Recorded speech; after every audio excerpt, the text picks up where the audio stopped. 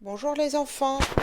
Aujourd'hui, je vais vous lire l'histoire de Madame Beauté et la princesse.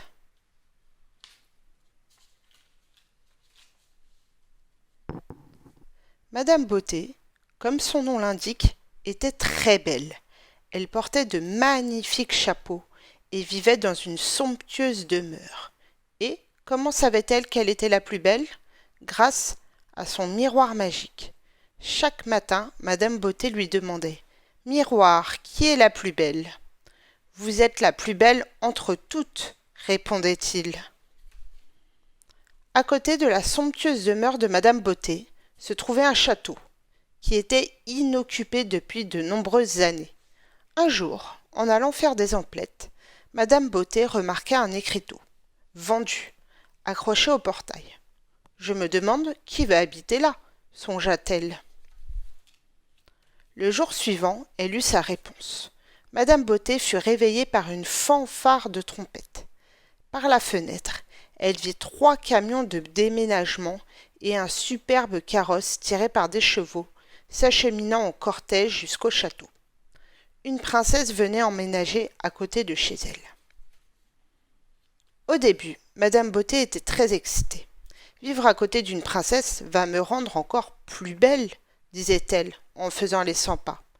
Elle se coiffa de son plus beau chapeau et fut bientôt prête pour rendre visite à sa nouvelle voisine. Mais, avant de partir, elle consulta son miroir magique. Miroir, qui est la plus belle? Lui demanda-t-elle. La princesse d'à côté est la plus belle d'entre toutes, répondit le miroir. Madame Beauté ne pouvait pas en croire ses oreilles.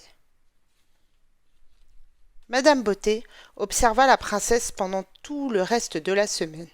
Elle regarda le superbe carrosse de la princesse.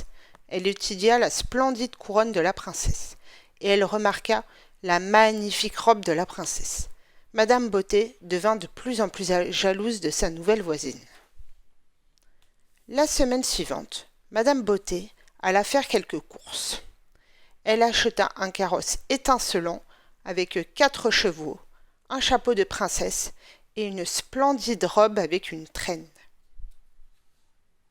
Madame Beauté était si contente de ses achats qu'elle se rendit en ville pour faire admirer sa nouvelle toilette. Mais personne ne remarqua le changement.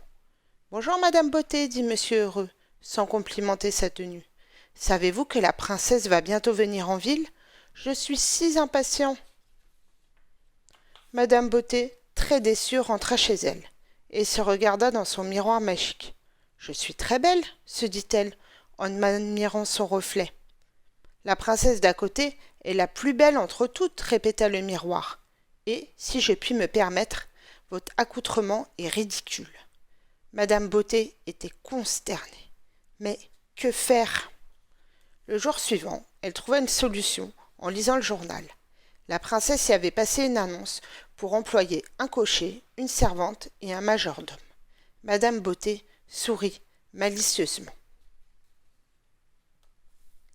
Elle alla voir Monsieur Malchance.